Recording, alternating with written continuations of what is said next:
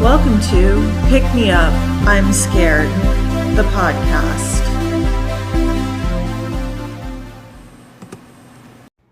I'm your host, Madeline, and today we have no co-host, Kenna. She is out for the week. So this week, it is just going to be you and me in like a non-sexy way. I realized that kind of sounded sexy. So getting started, this is where I would usually ask Kenna a question tangentially related to our topic for the day. But since we don't have that, I'm just going to dive right in. Now, if you know anything about me, you've probably figured out that my non-podcasty day job is in apparel design. I have a 4-year degree in apparel design, and I have 13 years of experience working in the fashion industry. And I actually run a clothing line today. It's technically my business, but we run it on a socialist platform. So we all have equal pay for all the employees of the business, 4-day work weeks, profit sharing, and great benefits. But we work with a lot of other businesses in order to get our designs made, advertised, shipped, and ultimately in the hands of our customers. We are not an island, right? And one of the biggest things at our company is trying to find other businesses to work with who have similar values to us. There's the warehousing, for example, and that one's actually pretty easy. A friend of ours owns a warehouse. Her boyfriend is the manager, and all of their friends, all these like hardcore boys in bands, they all work in it. And they have similar values to us, so everyone is paid and happy and treated well. But then there's also the manufacturing end, because we design clothes, right? But a different type of company has to make them. It's like a division of labor going on there. It's a different skill set. And we work with small batch sweatshop-free manufacturers in places with good wages and worker protections who are more committed to and aligned to our values of getting people paid adequately for their work. That's important to us. And what shocks people a lot is that most of these manufacturers are in China. People hear China and they go, wait, isn't every factory in China a sweatshop? And the truth is that since 2008, China has made wide sweeping overhauls to their labor codes. Wages have nearly doubled for people working in manufacturing there by 2014 even, and since then they've shot up more. And if you're a designer looking for a sweatshop-free manufacturer today, the reality is that China is probably the easiest place for you to find it, because it's the place in the world with the most manufacturing options, ranging from huge mega factories to niche small businesses run by families and friends like the ones we use. Here in Los Angeles, where we're based, we actually have a huge problem with sweatshop labor. Minimum wage in California is $15 per hour, and in Los Angeles, it's going up to $16 per hour in a couple of weeks. However, despite that, the average pay for garment workers in LA, it's just $6 per hour. And you might be thinking, surely that's not legal, right? And you would be correct, it is not. However, in LA, we have a massive issue with human trafficking, which allows unscrupulous factory owners to take advantage of immigrants who come here chasing the myth of the American dream that we shove down everybody's throats outside of the U.S. Only to come here and have their passports confiscated and their labor forced at illegal low wages, often while being forced to also live in inhumane group homes where they're monitored and watched without any knowledge of their legal rights. 85% of factories here in Los Angeles violate labor laws. And that's LA, right? That's the biggest hub for apparel manufacturing in the United States. Beyond that, though, we also have slave labor making clothing in prisons here in the U.S. In the 1990s, brands like Victoria's Secret and JCPenney used prison labor to produce clothing, and inmates making all these clothes received pay far below minimum wage, if they received pay at all. Because lots of inmates in prison are forced to do this work for free. And if you take that knowledge in conjunction with the overrepresentation of Black Americans in prison and the specific wording of the 13th Amendment that made forced labor here illegal except for as punishment for a crime, we can see that is a direct continuation of our racist slave labor legacy here in the U.S. The Bureau of Prisons has a program that pays inmates around 90 cents per hour for their work today. And the average pay for prison labor in the U.S. is less than $1 per hour. And in 5 states, inmates working earn no money at all. There are still mom and pop manufacturers here in the United States, of course, that aren't sweatshops. But as time goes on, it seems they're getting harder and harder to find. And when you do find them, they often lack the specific apparel manufacturing machinery and equipment that we need to do specific techniques. Once at a trade show, I heard a man ask an attendee, like, where can I find a booth for someone in LA who manufactures knit sweaters? And the man at the booth that he was talking to, who ran a different kind of factory in LA, responded with a laugh and said, you can't. That does not exist in LA. By contrast, though, in major manufacturing hubs in China, minimum wage is around $9 an hour when adjusted for purchasing power parity, which is higher than the U.S. federal minimum wage and higher than that $6 an hour that people are making here in downtown LA. And it's also not hard to find factories that pay more like $15 to $30 an hour or more, since there's a growing movement towards humane work environments and wages, and the typical pay in manufacturing regions tends to be the equivalent of $25 per hour. For those keeping track at home, the typical hourly wage for a U.S. worker is currently $16.36, so you're more likely to earn more money there. And like the U.S., they also have a standard 40-hour work week with paid overtime available at an increased rate. But unlike the U.S., they have a lot more paid time off and vacations. And they have every machine for every garment manufacturing that your heart desires, no matter what specialty. Still, though, when most consumers pick up a garment and see Made in China on the label, it brings to mind this image of a cramped, inhumane sweatshop, right?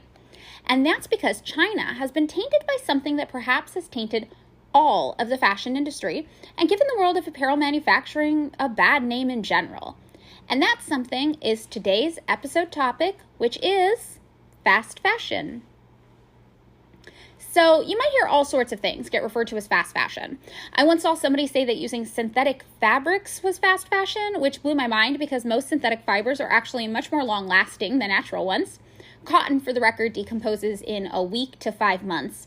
Nylon, by comparison, takes 30 to 40 years. And polyester and lycra will last 500 years, which could be good or bad, depending on how you look at it. If your clothes end up in a landfill, you want them to decompose quickly.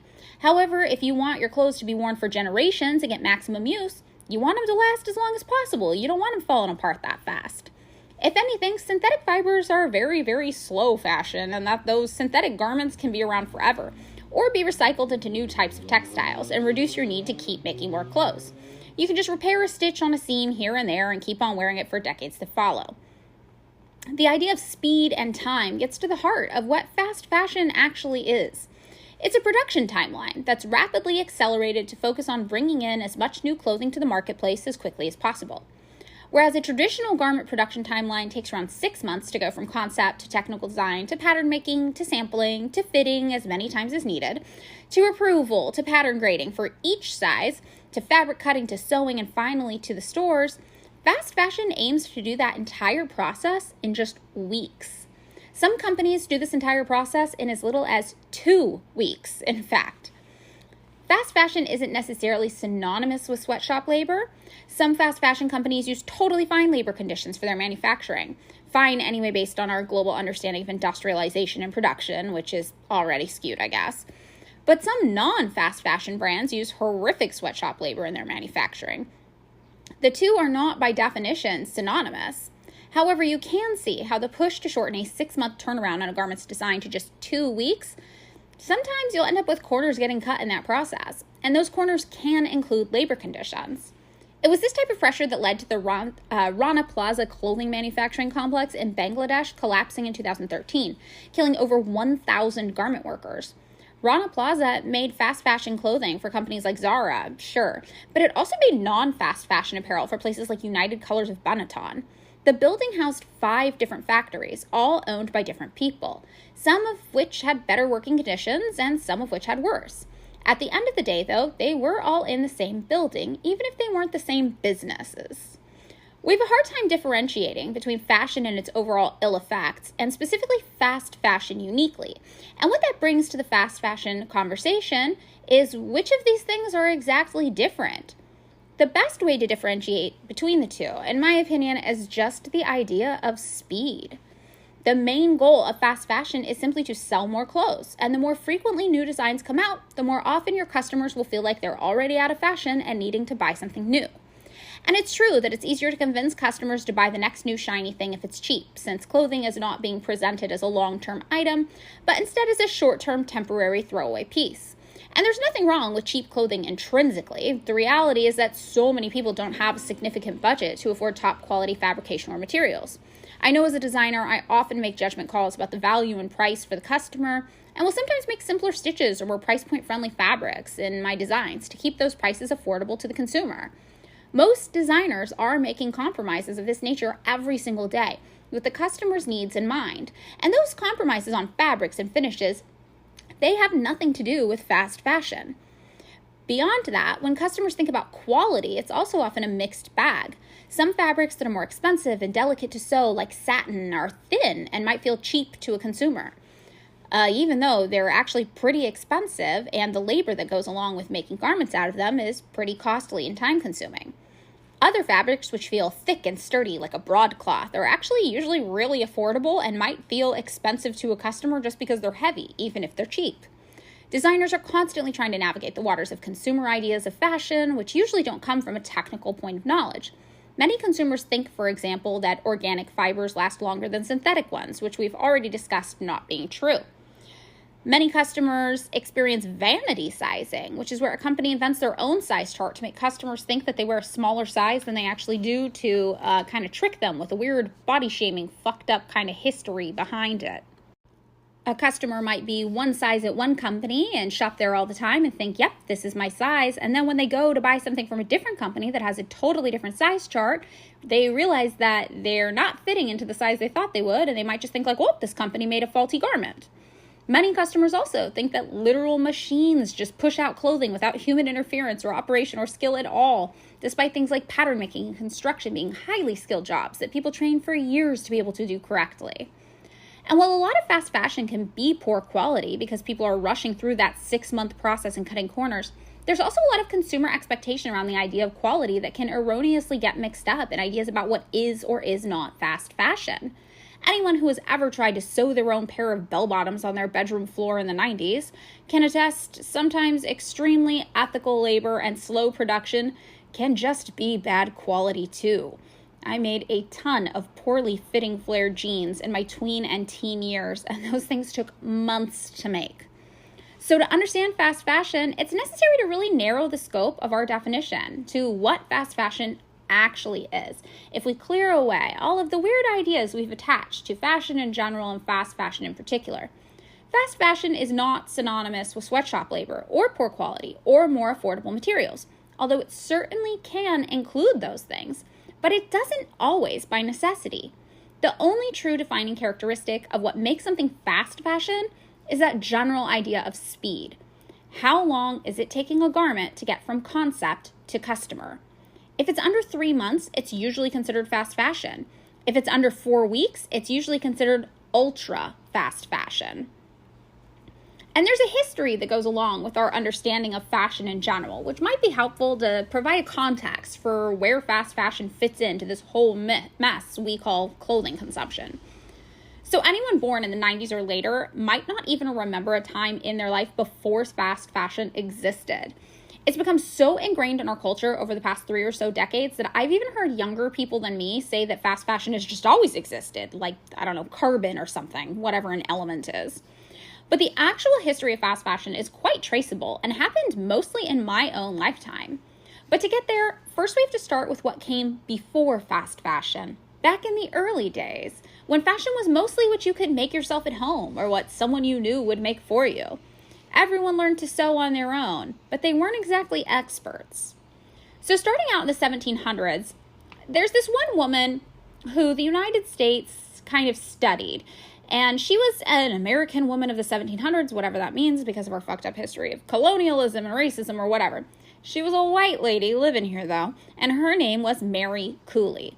She was a nurse midwife, and records were taken at the time of her passing of her belongings, what she owned at the time of her death. And in terms of clothing, this included 10 gowns, 6 petticoats, which are those like underskirt things that make your dresses go poof, 13 aprons, 15 hats, and 9 shifts, which are usually just like simple, easy fitting dresses. So if we don't count the aprons and the hats and the petticoats, which are like things that go on or over your clothes, it feels like the average woman probably had around 19 articles of clothing, 19 outfits. And that seems pretty par for the course, no matter what your income level was, really. I mean, there's a slight difference, but it wasn't nearly as much as you would think of today when you see people like Kim Kardashian with a giant warehouse full of her archive of previous clothes that is thousands and thousands of pieces. So if we look at, for example, Martha Jefferson, who was the wife of that racist slave owner Thomas Jefferson, she had more money than Mary Cooley, but she still had to her name just 16 gowns, 9 petticoats, 18 aprons, and 20 shifts, or around 36 articles of actual clothing total in her wardrobe if you exclude the aprons and the petticoats. It's not that much more than Mary Cooley. So back in the 1700s, it seems like people just had pretty minimal wardrobes in general, with somewhere between 20 to 40 items in them total. By the 1800s, you might find a poor woman making her own clothes herself, but a wealthier woman might buy dresses off of mannequins that seamstresses brought around to sell, or they might commission a seamstress to make something specifically for them. But in 1846, the sewing machine was patented, and we see this being the first thing that contributed to a fall in the price of clothing, as well as the ability to increase the scale of production of clothing.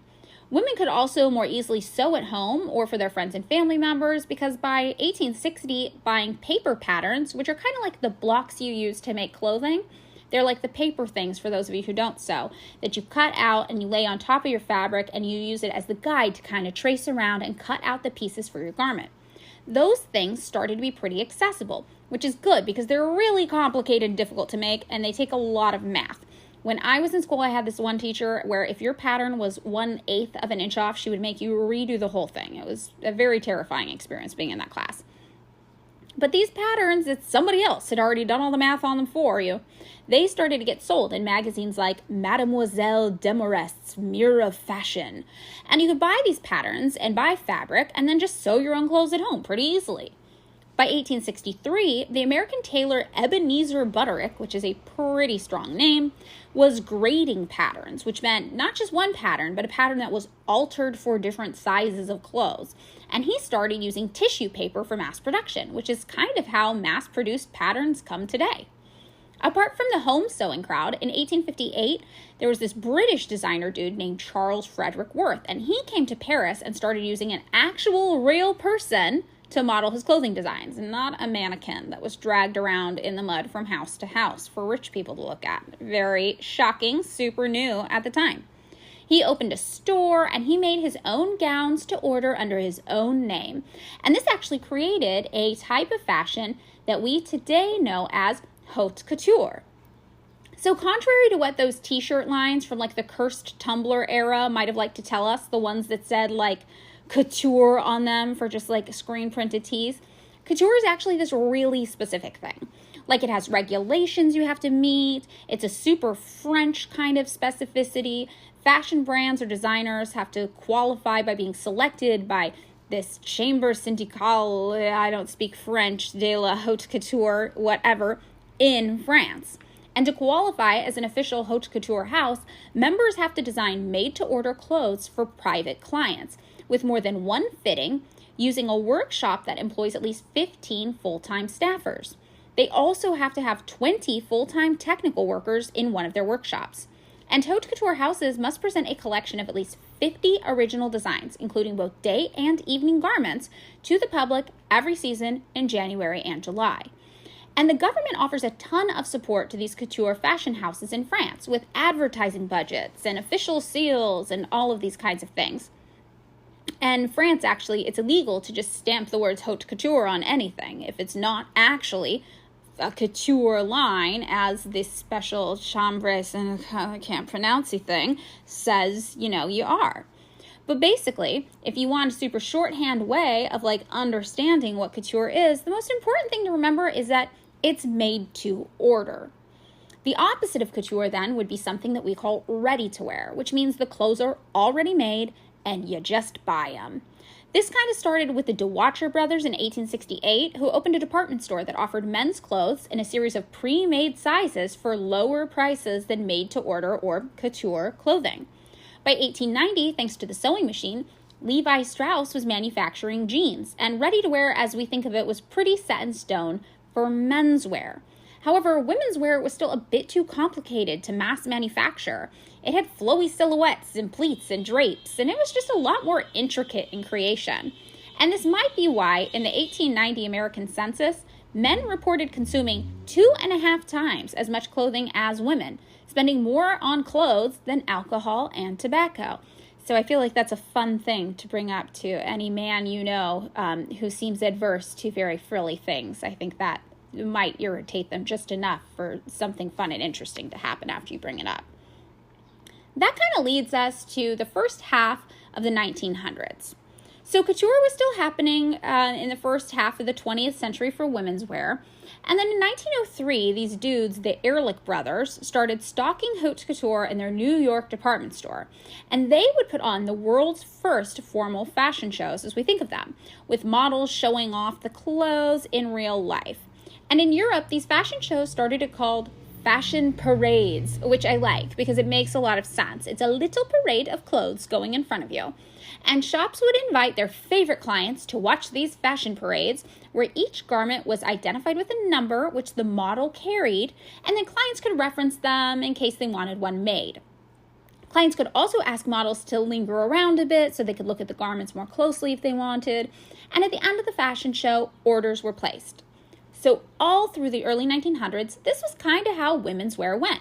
Fashion shows for made-to-order, at-home sewing from commercial patterns.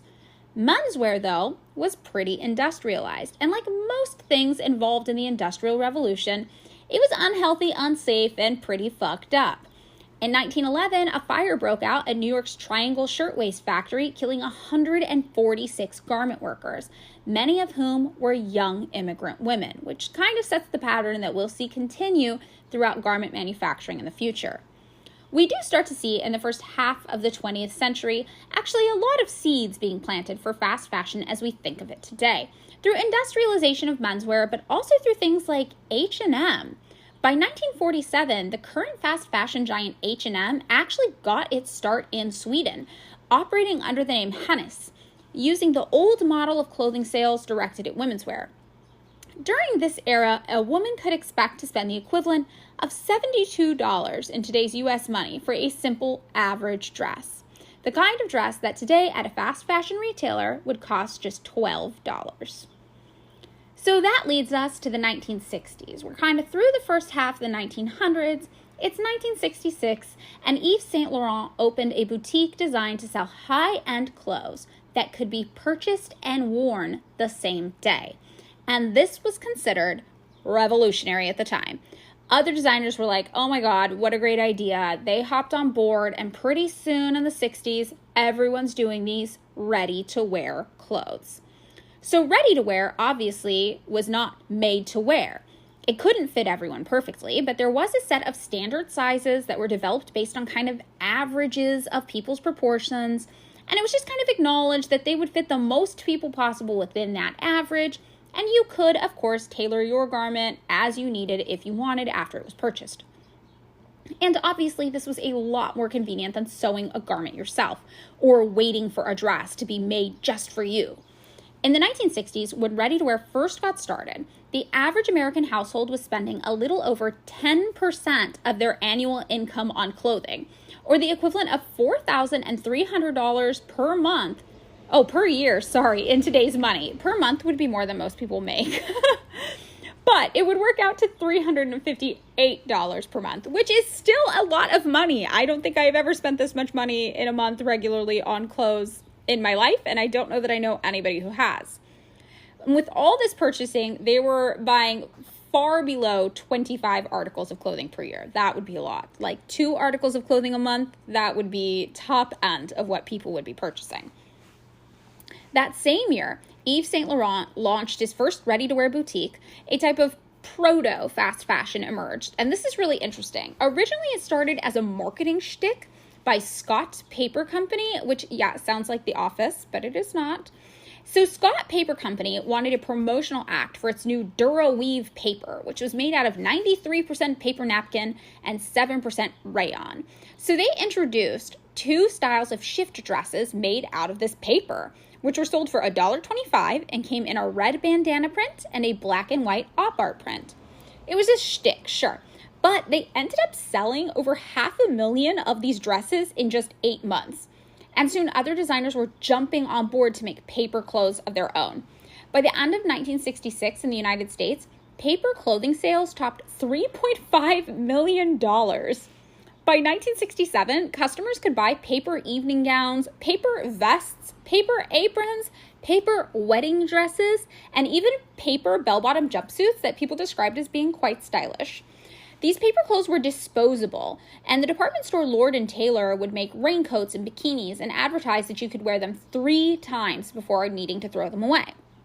One dress, though, made by one company, was made out of this paper embedded with seeds, and when you watered the garment, the fabric would sprout tiny blossoms. Some paper garments also could be washed and ironed as much as 20 times before falling apart completely, which, fun kind of foreshadowing, happens to be a lot more than the average number of times we wear our clothes today. One ad campaign for these paper clothes back in the 1960s read, "Won't last forever? Who cares? Wear it for kicks, then give it the air." I'm not quite sure what give it the air means, but I assume it was probably a very trendy, form of slang or colloquialism in the 1960s with the kids. By 1973 in Paris, the first official fashion week was held. It had haute couture, ready-to-wear, and men's fashion. And a few years earlier than that, in 1970, the average American household at the time was already spending less on clothing than in the decade prior, thanks to the advent of ready-to-wear, with its annual expenses occupying just 7.8% of the average annual budget of an American household, which was down from over 10% in the previous 10 years. And it was around the equivalent of spending $3,600 per year on clothes in today's money. So that would be $700 per year in savings on clothing purchases from just 10 years before. And it works out to something like around $300 per month spent on clothes in today's money, which I still think would be shocking for most of us. I don't know many people who would do that consistently every month in a year. Also, in 1975, fast fashion giant Zara opened up in northern Spain. They were originally supposed to be called Zorba, but there was a bar 2 blocks away with the same name, so they decided to change their name to something that would involve them needing to change their sign the least amount possible. And hence, Zara was born. Founder Amancio Ortega opened the store with the goal of making cheaper copies of high-end dress styles. The next year, 1976, H&M expanded to London, and we see the seeds of fast fashion beginning to sprout, much like the paper dresses that sprouted tiny blossoms in the 1960s, which I'm actually pretty jealous of, and I think that I would like to own one of. So that gets us to the 1980s, which is a special place in my heart because this is the decade I was born in. So by 1984, 2 years before I was born, there were ready-to-wear fashion shows in addition to couture shows happening in London. So by now, the average household was spending just 6% of their annual budget on clothing. So if you're catching the trend here, every decade that amount spent on clothes is getting cheaper and cheaper and cheaper. And that would have been the equivalent of around $2,955 per year in today's money, or just $246.25 per month, which still again sounds like a lot compared to how most people I know spend money. However, by the late 1980s, when I was a toddler, this wasn't stopping people from shopping because the average American was buying 40 articles of clothing per year, which was like double what people had been buying before ready-to-wear fashion became a thing. What we're starting to see is the convenience of buying clothes means that people are buying more clothing and it's costing them less money. The early 1980s marks the point where the price of clothing stopped rising in conjunction with overall retail prices. And this is a trend that we will really see start to take off over the course of my lifetime. During the 1980s also, Zara shifted its gears away from copying high-end dresses and instead focusing on diminishing lead times through a new technique they called moment fashions. The founder Ortega was now focused on this new idea of speed. And I feel like if this were a scary movie, this is where that like one key on the piano would go tee tee tee tee tee tee tee, like something, very important and ominous had just occurred. Another fun fact, in 1984, the first of the fast fashion giant Forever 21 stores, like retail locations, it opened up right here in Los Angeles in Highland Park on Figueroa Street. And you can still see it there today, but it is called Fashion 21.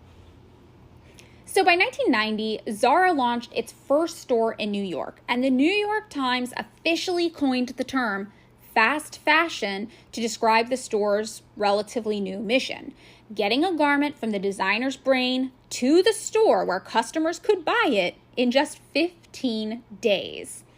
While affordable and trending clothing stores had been picking up steam for shoppers since the 1960s, it was limited to stores like mostly in the mall, like Express or American Eagle Outfitters, where traditional seasonal clothing line development meant a 6-month turnaround from design to purchase.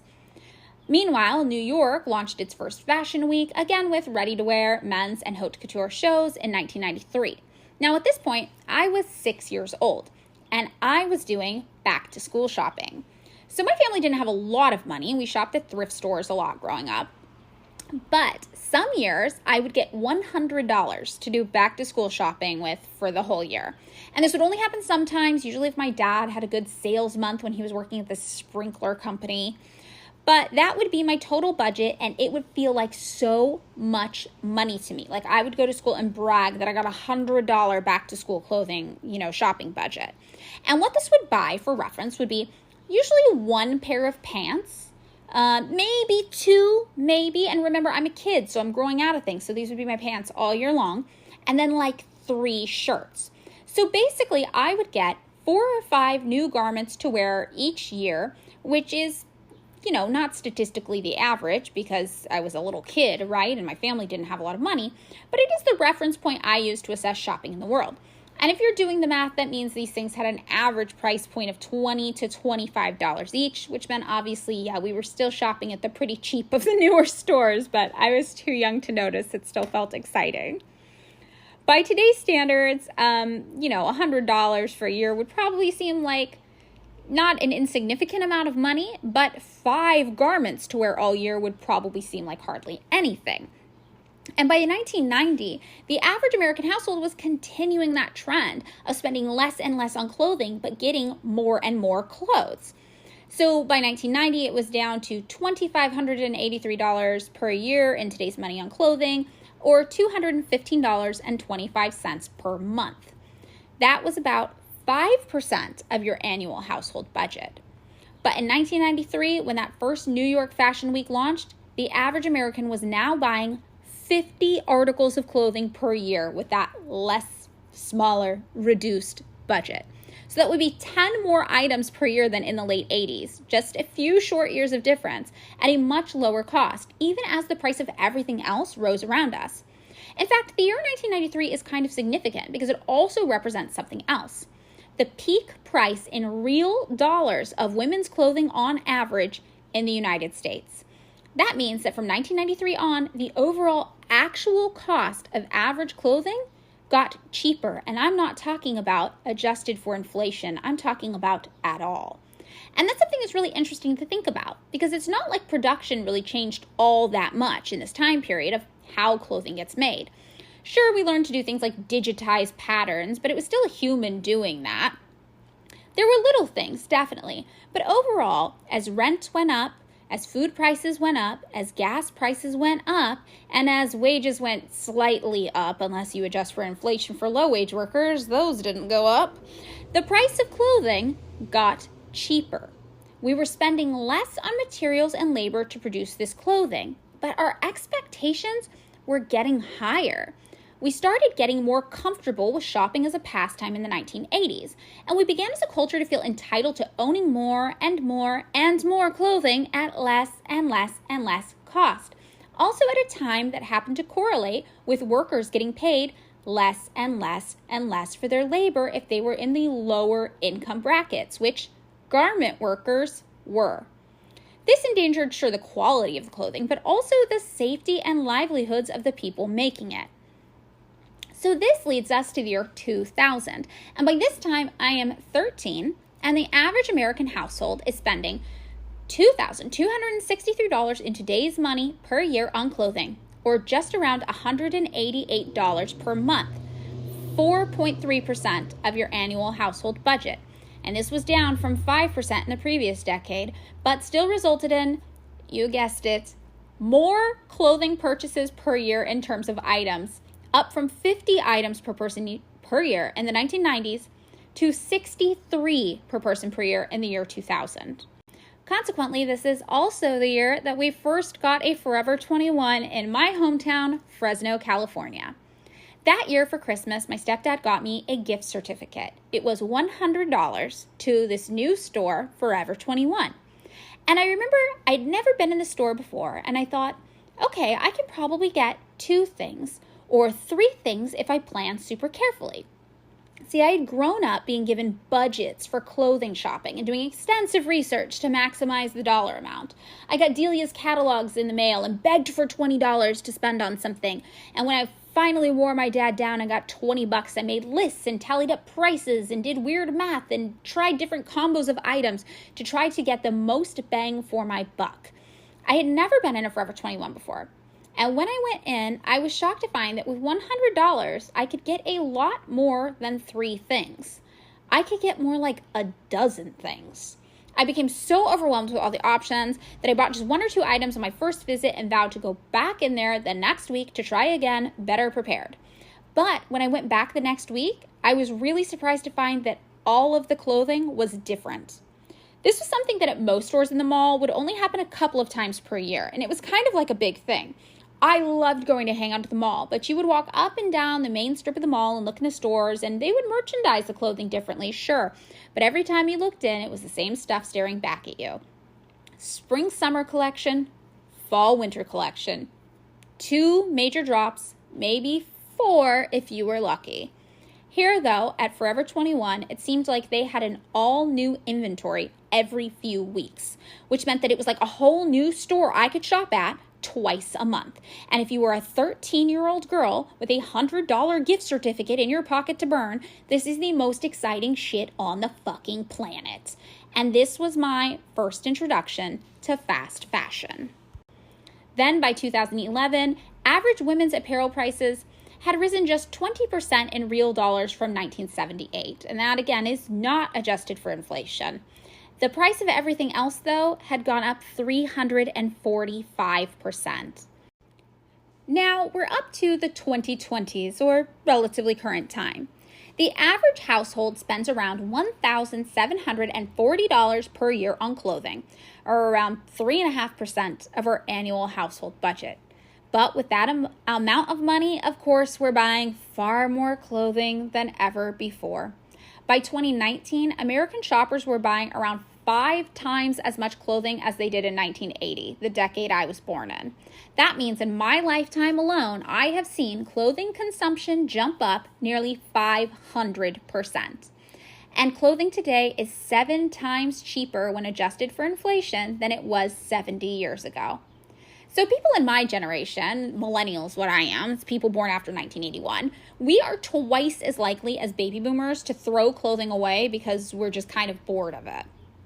And despite ethical misgivings about fast fashion today, fast fashion giant Shein, which used to be called She Inside, it's dominating TikTok, specifically to lure in Gen Z customers who engage in even faster trend cycles and purchase even more clothing than my generation did. However, people, between the ages of like 25 and 37, we're the ones spending the most money on clothing. So I kind of feel like we're in the sinking boat together. Millennials and Gen Z just buying clothing to the detriment of the planet while capitalism lights everything on fire.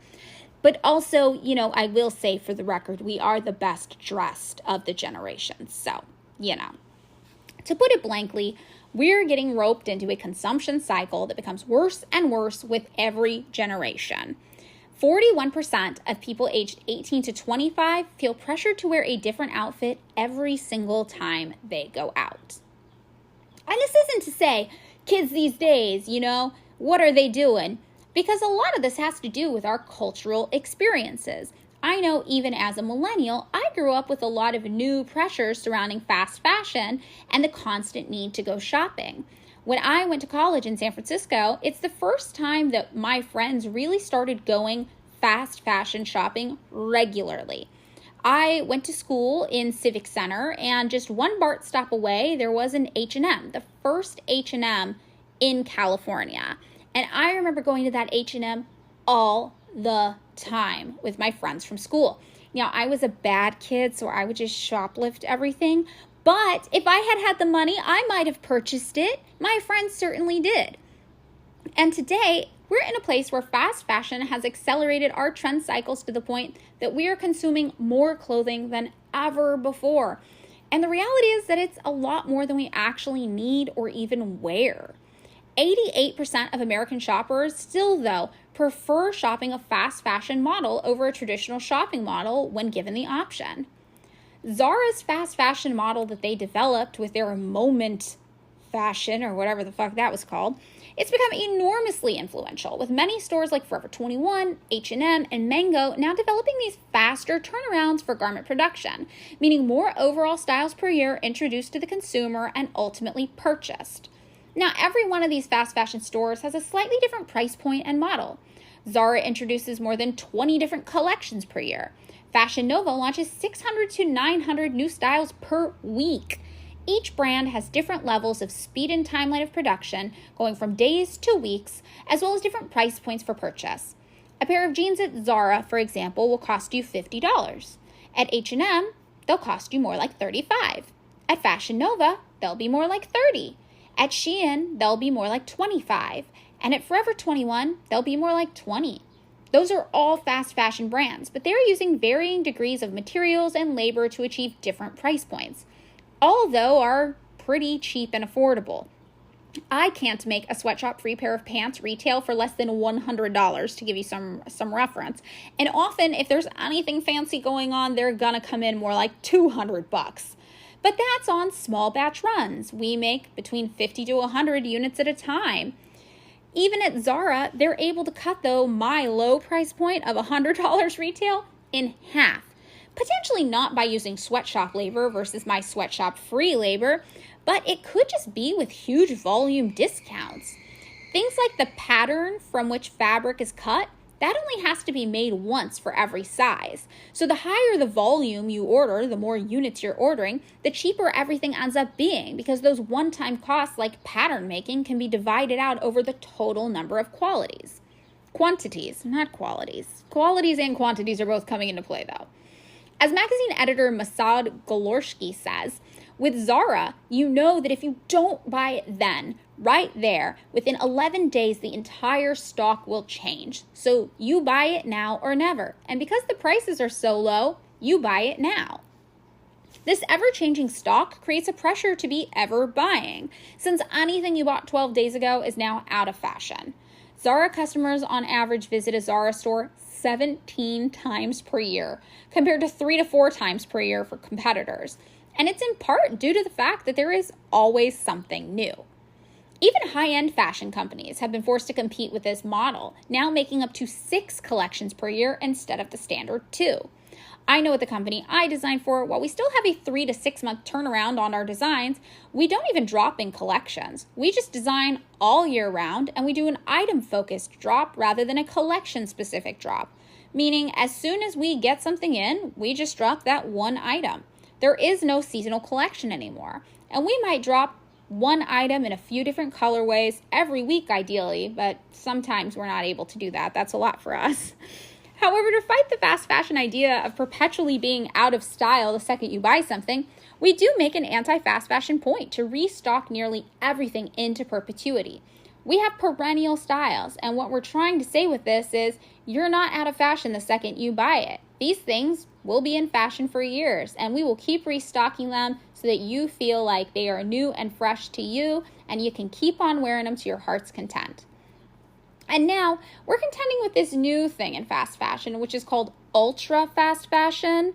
And this is producing even faster production cycles, faster trend cycles, and it leads to less wear time until the garment is out of fashion, which is why it's so important to me personally to make sure that We're not just designing things and dropping them as quickly as possible. What used to be weeks in fast fashion, though, is now a matter of days in ultra fast fashion, from concept to point of sale. And lots of these fast fashion, ultra fast companies add thousands of new arrivals to shops daily, and they use algorithmic dopamine hits of TikTok to lure people into shopping. People upload things like haul videos on TikTok showing tons of items purchased at a time at low prices. They usually come in huge, giant boxes. And Shein often has thousands of items listed on their website for under $5 retail, including shirts as cheap as $1.75, which is just astounding and terrifying from a labor production standpoint. For reference, I'm a pretty fast sewer. In college, I was known to be the quickest amongst my classmates, maybe, but not known for accuracy, admittedly. And it would take me an hour to make a shirt with an eyeballed pattern in one size, or maybe 2.5 or 3 hours if I made the pattern first. And we're talking if that shirt is simple. So what is the price being paid to laborers for a $1.75 shirt, including materials, for those hours of work it took to make it? And this is where we start to see problems emerging in the world of fast fashion. So there are a few reasons why people might think that fast fashion is a problem. And one of the big ones we hear about a lot is the environment. And the environment gets hit kind of double from a fast fashion platform, once by the manufacturer and once by the consumer. So from a production standpoint, making new anything is going to be hard on the planet. Synthetic fibers are sometimes made with plastics derived from fossil fuels, which can contribute to global warming and shed microplastics. By contrast, natural fibers require huge amounts of water and pesticides, leading to droughts and competition for land and natural resources, affecting biodiversity due to things like land clearing. Additionally, natural fibers, when in a landfill, can act more like food waste, which creates potent greenhouse gases like methane as it degrades. Cotton represents nearly half of the total fiber used to make clothing today, and more than 90% of that cotton uses vast amounts of water as well as chemicals to produce. Cotton production is now responsible for 18% of worldwide pesticide use and 25% of total insecticide use. If you want to get into water use, the garment industry alone uses 93 billion with a B cubic meters of water, and around 20% of our world's wastewater is the direct result of fabric dyeing and treatment, which contaminates our water systems with heavy metals. To make a single t-shirt, you have to use the same amount of water that an average person would drink over almost a 3-year period. That's for one t-shirt. And the thing I think about a lot with this isn't necessarily just the clothes we wear that we like, but I think about how many people make promotional t-shirts for single events or for single company things. For example, family reunion t-shirts, bachelor party t-shirts, bachelorette party t-shirts, or a company promo event that nobody cares about. And you just find these t-shirts flooding thrift stores, and they have no chance at a secondhand life. Nobody wants to wear them. Nobody wanted to wear them in the first place. On top of water, the garment industry is also responsible for 10% of global carbon emissions, second only to oil. Out of that, 1.2 billion tons of carbon is from fast fashion directly. Even leather leads to massive issues with deforestation, of which 80% in the Amazon is tied to cattle ranching.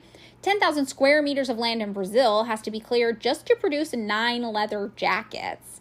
And there's all sorts of other issues that come about with leather, including the way it's tanned, the effect the chemicals have on people working with them. There's also this issue that has to do with waste and its toll on the environment. And that issue with waste comes from 2 places as well. Overproduction by the manufacturers, and also waste that comes from consumers viewing clothing as disposable and throwing it away the second we're bored. When it comes to the overproduction side, manufacturers and retailers alone generate around 13 million tons of textile waste every single year. And that is because roughly 30% of clothes produced aren't even sold. In fact, the number of garments produced annually has doubled since the year 2000 and exceeded 100 billion garments per year for the first time in 2014. And the unsold garments out of that 100 billion, 30% of them, right? They're usually burned. In 2017, it was revealed that H&M had been burning 12 tons of old unsold clothing every year since 2013. In 2018, Burberry incinerated $37 million worth of unsold stock. Louis Vuitton, Michael Kors, and Juicy Couture, they've all done the same in the name of maintaining brand exclusivity. Even the company that owns Cartier and Mont Blanc was caught destroying 400 million pounds worth of designer watches. High-end luxury retailers don't like discounting things because they think it devalues their brand. And they also want to keep discounted or unsold products from ending up on unauthorized secondhand markets. By one estimation, this means that for every 5 garments produced, 3 end up in a landfill or an incinerator.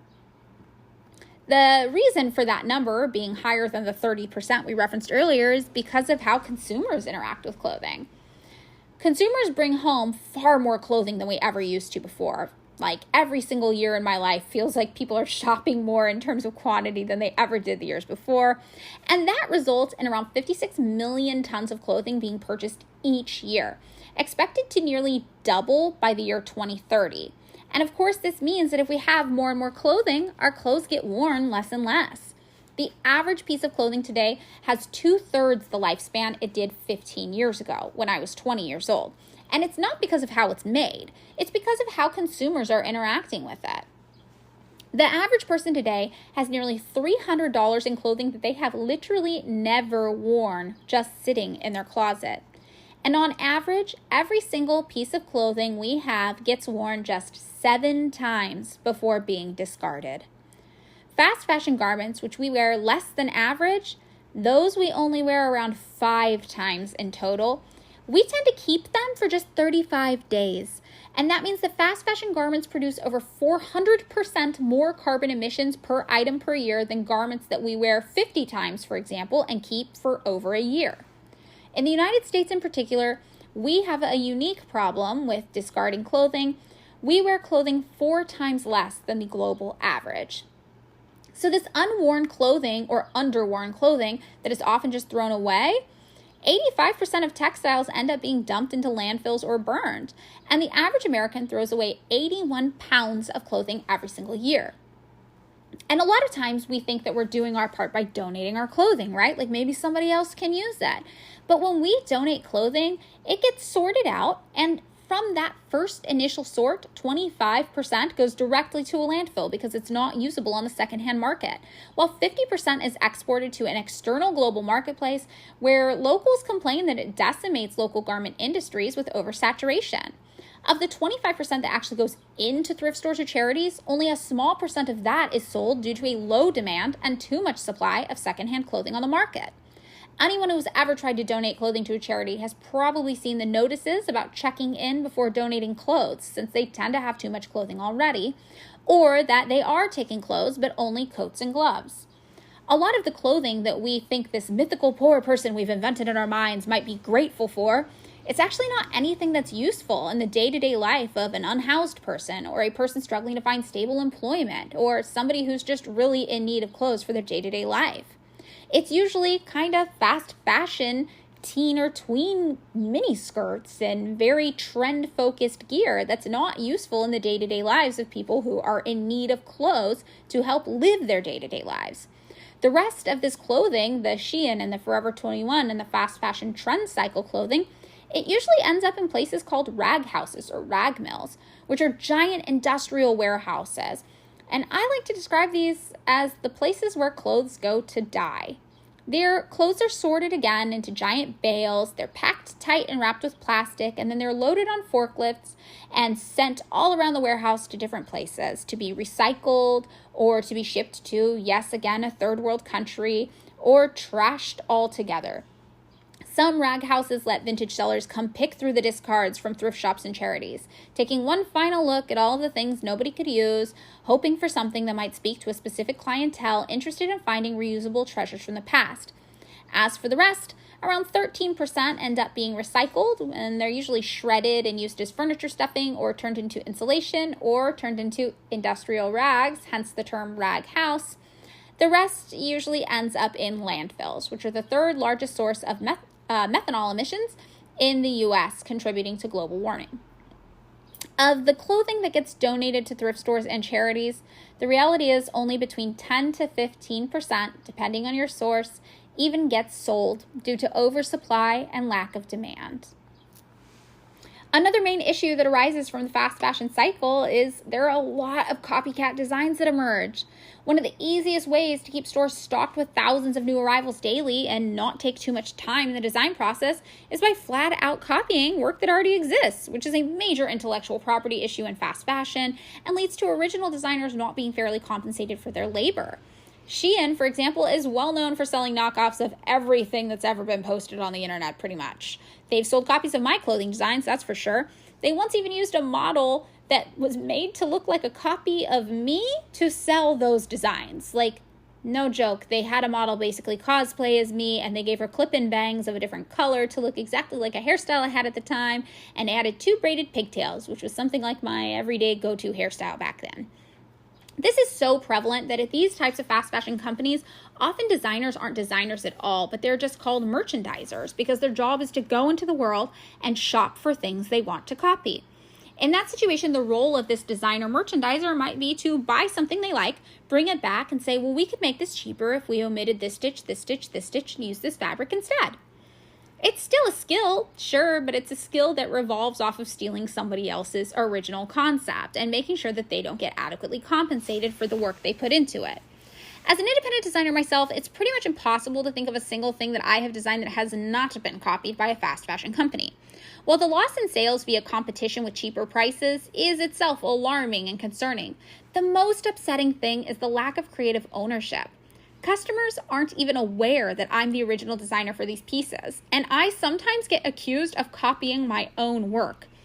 For real, the other day on the internet, somebody said that they thought that my company that I designed for was drop shipping from Shein because Shein had copied so many of my designs.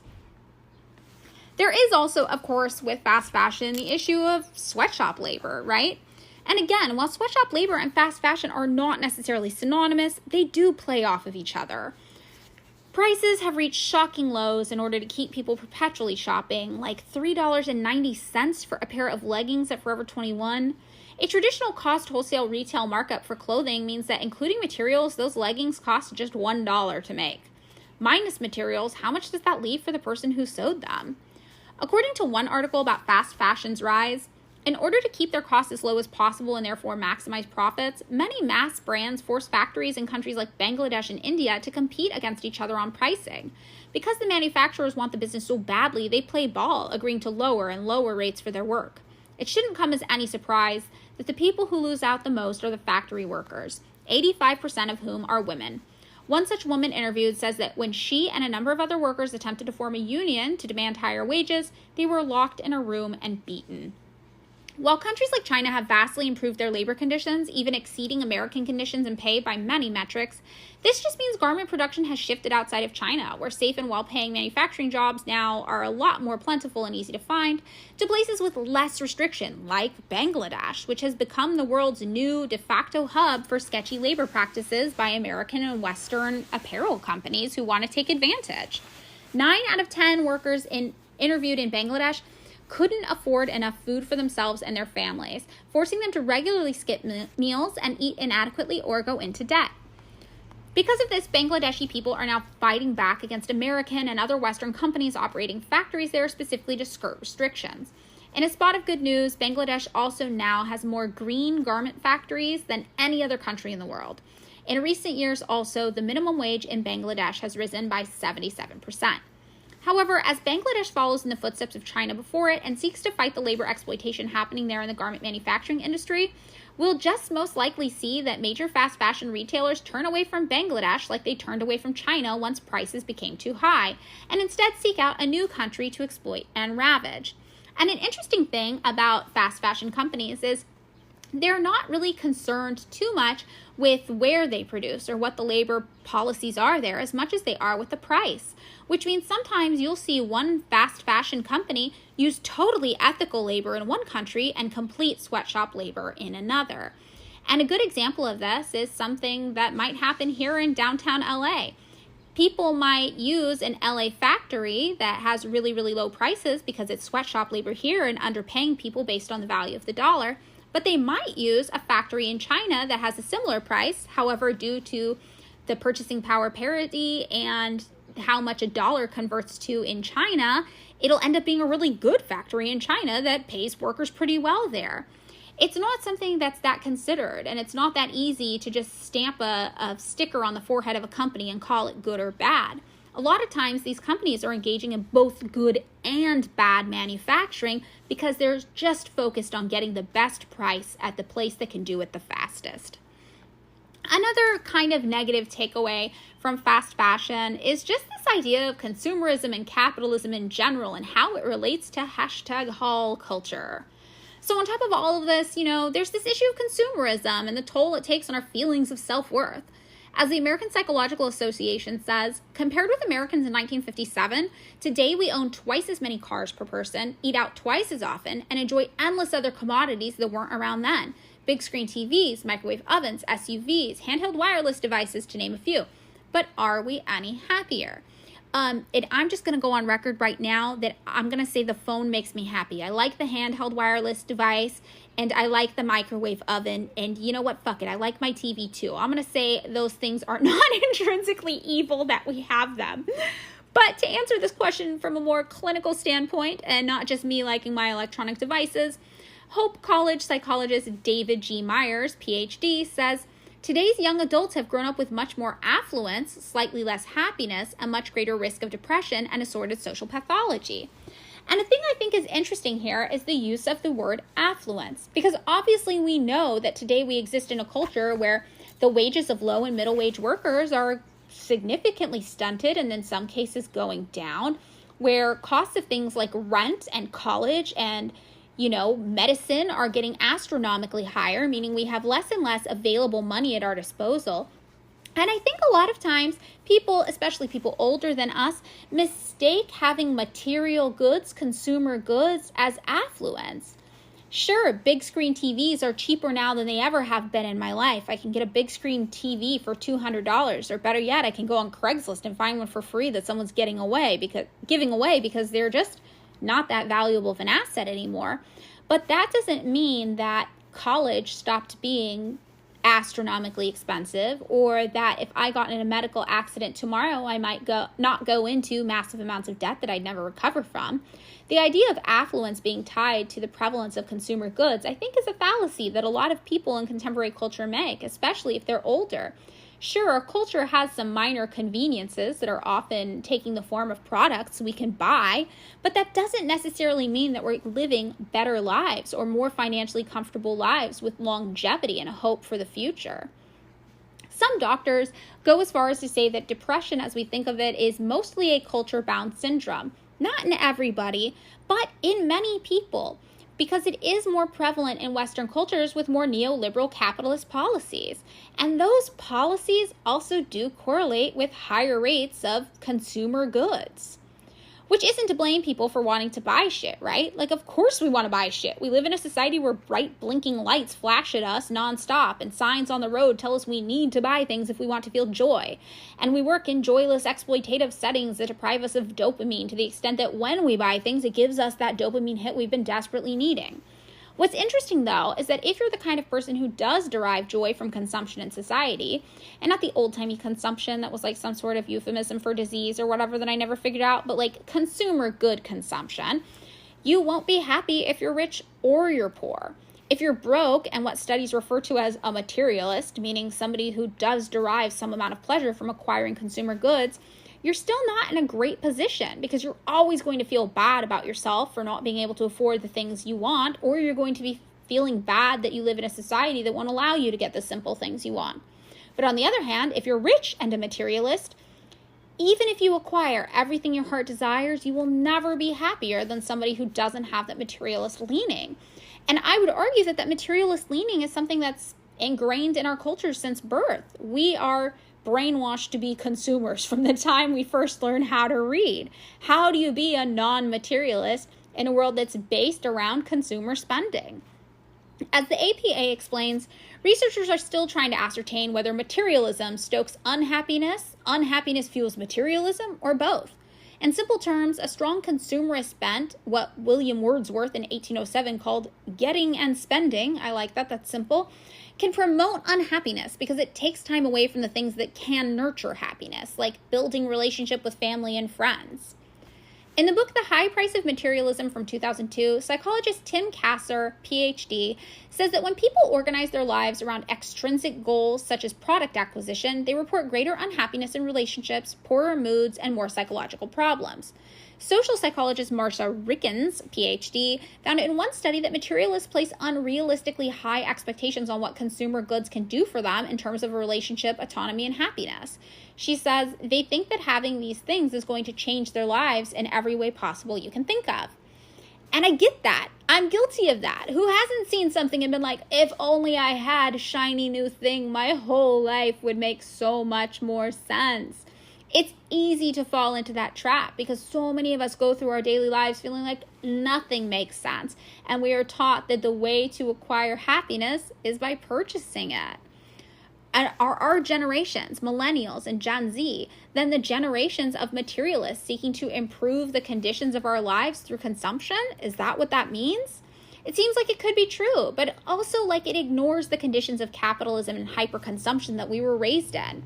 As Kasser explains, research suggests that when people grow up in unfortunate social situations, and the examples he gives here is not being treated very nicely by their parents, or experiencing poverty, or experiencing threats of death, he says that they become more materialistic as a way to adapt. Have we then become more materialistic as a way to adapt to the trauma of late capitalism and the increasing terror of stratified economic realities that leave average and low-wage workers struggling more now than ever, with a clear view into a future where these issues seem like they'll be even worse and further exacerbated? Are we driven to keep shopping because we cannot fix the crisis that is capitalism and labor exploitation, and we just need something we feel like we can control that will make us a little bit happy right now? If so, how complicit does that make us in the continued labor exploitation of the very people making those goods we shop for? Is this a thing where the snake is eating its own tail with the stress and financial heartbreak of labor exploitation? Psychotherapist Alan Canner, PhD, author of the book Psychology and Consumer Culture, says corporate-driven consumerism is having massive psychological effects, not just on people, but on our planet as well. Too often, psychology over-individualizes social problems. In doing so, we end up blaming the victim, in this instance by locating materialism primarily in the person, while ignoring the huge corporate culture that's invading so much of our lives.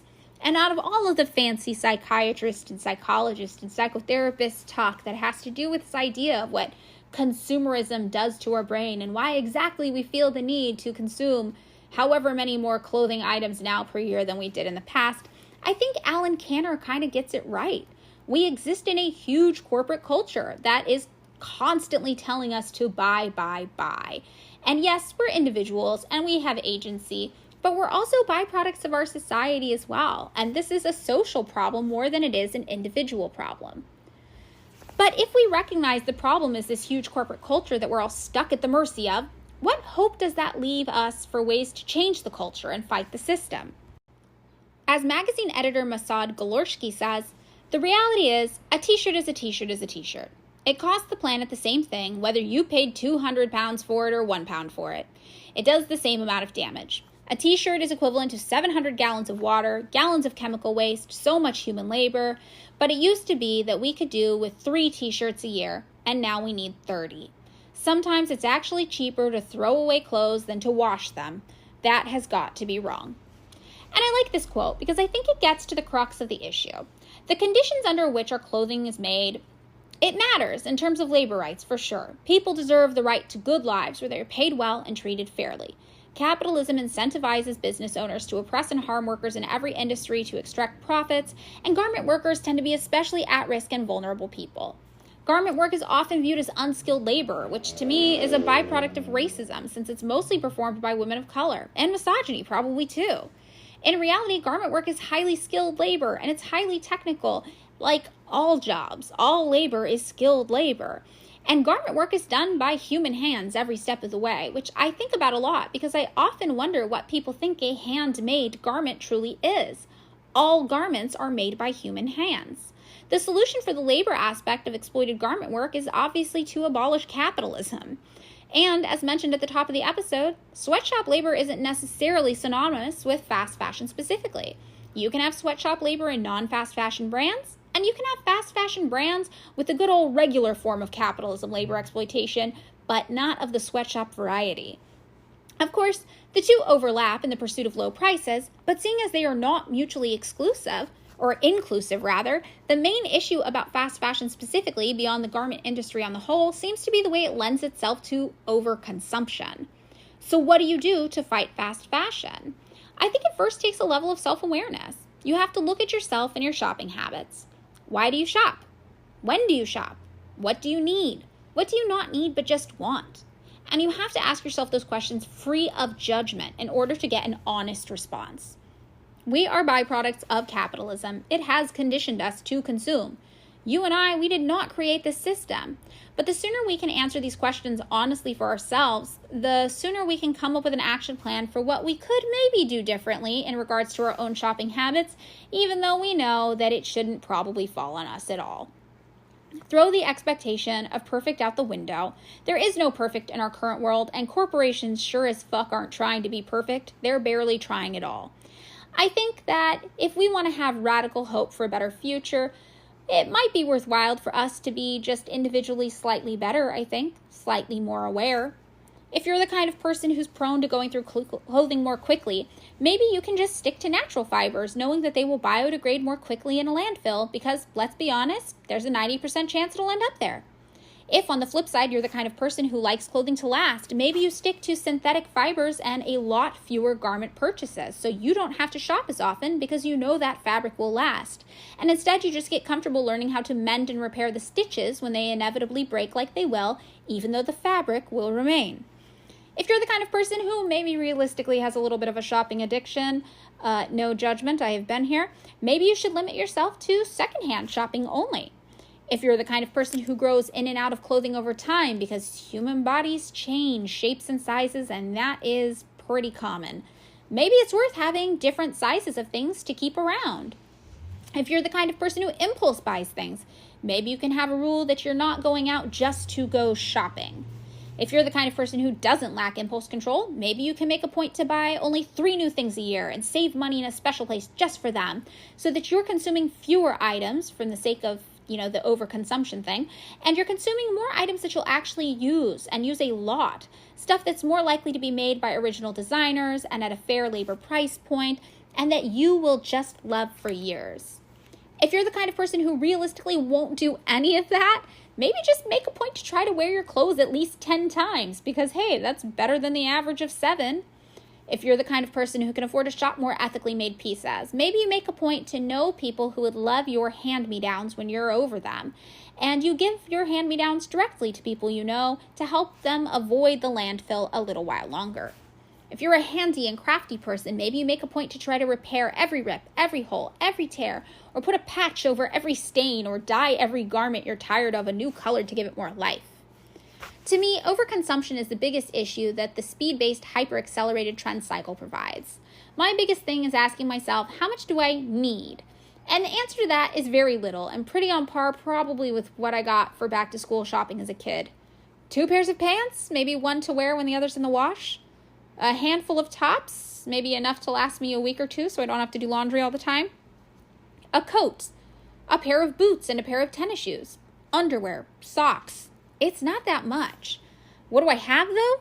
A giant walk-in closet full of a bunch of shit that I don't wear that often.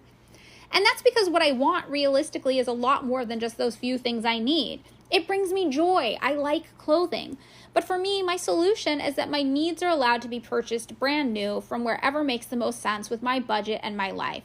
But those wants, those extra bits that bring me joy and are just fun to have around, those I only allow myself to purchase from companies that make a point to beat the fast fashion cycle through better labor practices and more conscious production, or only at places that sell secondhand clothes. That is just my personal plan.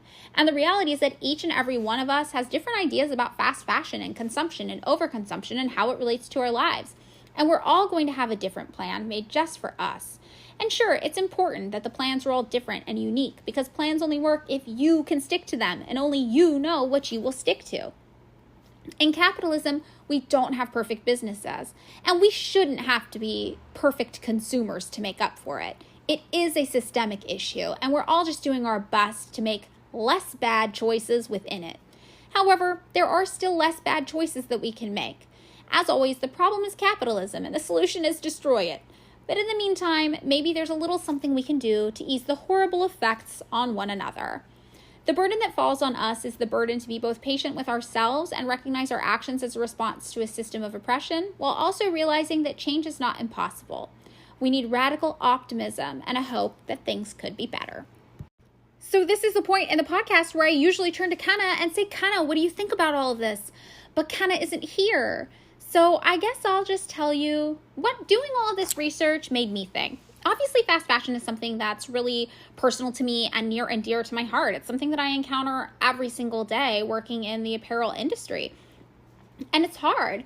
Oftentimes, I wonder if producing any new clothing at all is just a really fucked up, evil thing that I'm doing. And then I remember all of the compromises we have to make to survive within capitalism. This is something I'm good at, and at least it provides an alternative to fast fashion for people who want it and are able to find it. I think the thing it made me think about a lot also is how we expect perfection from a garment or we discard it. Like, if it can't survive a strong wash cycle, or if it gets one little hole, then it's trash and it's gone forever. And one of the things that I do in my life is I sew up all of my garments when they rip, which, I know realistically not everybody has time for that, but I even do a deliberately bad job of it and make them look super fucked up. And then they turn into new weird sketchy garments that I love just for how weird they are. My boyfriend also does something similar that I always thought was cool when I first met him. He's like, yeah, I got over this hoodie and I was going to get rid of it, but then I just decided to throw a huge can of bleach in there with it and wash it and see what happened. And then it ended up being this weird bleach stained hoodie that now I love and I wear all the time. I think there's a lot of chances for us to get that kind of hit we're looking for, new clothes out of the clothes we already have. And we can DIY things, we can modify things. A lot of times I cut things up and pin them back together with safety pins. And when I was younger, a thing I used to do with my family a lot is dye clothes with the RIT boxed dye you could get at the grocery store. I think now they sell it in a tub. But there's opportunities for you to still enjoy your relationship with clothing and have fun with it without, necessarily playing into the super fucked up elements of fast fashion that we all know shouldn't fall on you as a consumer, but unfortunately sometimes do. And the reality is there are little things we can do better. I think there's a fine line between acknowledging that capitalism is to blame and then using that as a cop-out totally to have agency in your life. I think for most of us, our day-to-day lives are a blending of the agency, the small things we can control, making little bits of effort that are imperfect, and then understanding that for the rest, we're doing our best and this whole system is fucked. And I think that is the most realistic human experience and what we should expect of each other. I don't expect perfection. Maybe I do expect not to see Shein hauls of hundreds of dollars of cheap garments somebody will only wear once if they wear them at all, And I think that kind of makes sense with how I view and approach the world. I don't view things as black and white. The world is imperfect and we're all just doing our best. But, maybe you could try to do your best. So that's it. That's the episode. I am personally really proud of the steps that Bangladesh is taking to reclaim their manufacturing process. A lot of Bangladeshi factories opening up with an emphasis on green manufacturing. It's super inspiring to see. And I know I used the word third world countries in there when talking about where we send our discarded, our exiled goods. And I never know if that's the right term to use. People say developing, people say third world, but they tend to be countries that are poor, but also countries that just have different cultural experiences or have been totally destroyed by imperialism, which is obviously nobody's fault except for the white people who went to those countries. So I don't know if you guys have any ideas about the right words to say besides third world. I am all ears. In the meantime, that's all I got for you. And thank you for bearing with my first Kenna-free episode. It was lonely and weird and awkward, but I'm glad you listened. I appreciate it. Thanks so much for listening to another episode of Pick Me Up, I'm Scared. If you would like to find us on Patreon, we are there, patreon.com/pickmeupimscared. For $2 a month, you can subscribe to our Patreon and receive bonus content. Right now, we are doing 2 bonus episodes per month. But if you don't want to give us your $2, that's okay. It's yours, man. Keep it. We're just happy you showed up.